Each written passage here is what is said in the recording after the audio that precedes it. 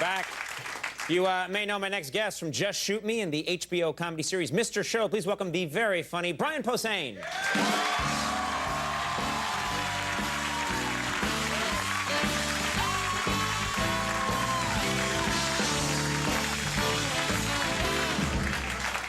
Nice to see you, Beian. Good to see you, man. You know, a lot of people in the business, or the biz, as you like to call it, are very concerned with their image. But you go on record, you come right out, and you tell people, you refer to yourself as a dork. Is that true? Yeah, or nerd. Yeah, I'm a giant nerd. And you just come right out and say it. Oh, I don't know if I have to. I think people just by using their eyeballs. Yeah. So I've been a dork for over 30 years. No, I know I'm older than 30. I'm 37, but I don't count the first 7. Right. Why is that? Because I don't think you ever look at a little kid or a baby and go, what a nerd. That baby will never get laid.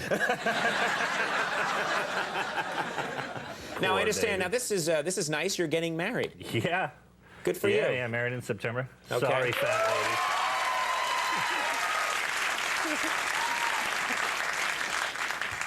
They'll hear it at home. So what? Tell me about that. Well, the weird thing is, I have like female friends let you know that they had crushes on you when I never knew. You know, I had no idea. And girls always have to let you know when you blew a chance to have sex with them. But like, well, like it's 8 years later, the window's closed, I'm getting married, you know, and the girl will go, you totally could have had sex with me. It was a party like 8 years ago, and you were being really funny, and you had a blue shirt on. And guys would never do that. Guys will never go, Cindy, you totally could have had sex with me. You know why? Because the window never closes. You're a guy. You can always have sex with a guy. Ladies, if you know a dude, he will totally have sex with you. Yeah. Like a bunch. Yeah. If there's one thing I want people to take away from tonight's show, I think it's that. Yeah. Lesson learned, America.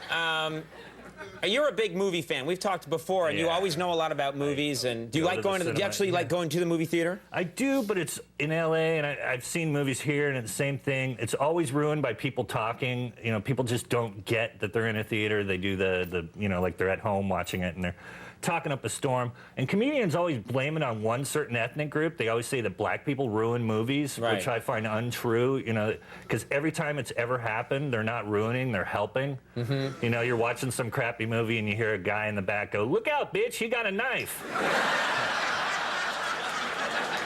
That's not ruining, that's enhancing. Yeah, yeah. It adds something, yeah. But I think if you're going to go after an ethnic group, the people who actually ruin movies are old Jewish ladies and Mexican babies. Really? In my experience. I think you're going to have to explain this. Because old Jewish ladies aren't saying anything funny. They're always like, who's he? What's happening? Whose car is that? And Mexican babies don't say anything. It would be great if a Mexican baby went, look out, bitch, he got a knife. I would crap my pants and go home and tell everybody it was the best movie I ever saw. Regardless of what it was, right. But instead, they just run around and peer at you. They're looking over the seat at you. You're watching an R-rated film with your lady, and they're like, hello. I am we in Mexican. Yeah, yeah. See, I think that's enhancing. I disagree. Now, what have you seen lately? What movies have you seen? I saw The Passion. Right. You have to. Yeah, because you have to. Yeah, and, you know, I mean, the Pope says you have to. Required by Pope law. And there's so much controversy about it, you know, and all these every other religion's like, hey, our religion's right. You know, everybody thinks that their religion is right. Sure. And every other religion is wrong. And I just think it would be really funny if we find out that we're all wrong. You know, we get to heaven, except for one guy, one crazy mental patient walking down the street going, heaven is a chocolate train, and there's a monkey conductor that farts lollipops. And you're like, that guy's nuts. Right. And then we get up to heaven, sure enough, chocolate train. There's a chimp wearing a little striped jumpsuit, little hat. He goes, welcome to heaven. Have a lolly.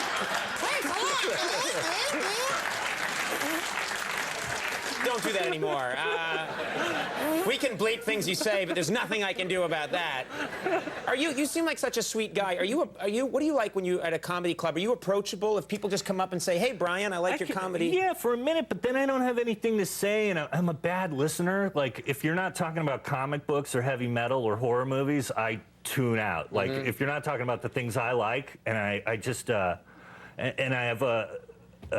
ADD, you know, and I just have no attention span. This girl was telling me the story. I was in San Francisco, and it's at a comedy club, and I'm talking with another couple comedians, friends of mine, and I didn't know this girl, and she's talking about being a protester, and already I'm like, duh, whatever, not listening.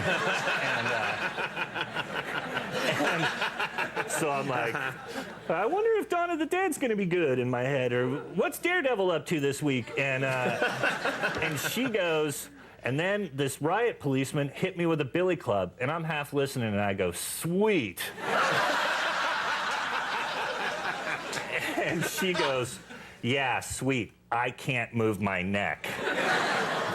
What do you do? Then you hit her with a billy club. I went, sorry for being a douche, lady. I can't help it. And then you went out and bought the latest Daredevil. Take that. I wish we had more time, because you're always hilarious. Yeah, that is it. That's all the time. Damn it. Yeah. I like it when segments end that way. That's it? Damn it! That's a sign of good television. Yeah, good interviewing skills. You're performing at the, I know, I'm a monkey, performing at the San Francisco Punchline April 6th through the 10th. I'm not asking, I'm telling you. I'm sending you there. It's going to be great. See you there. Brian Posehn, everybody. We'll take a break. Toby Lightman.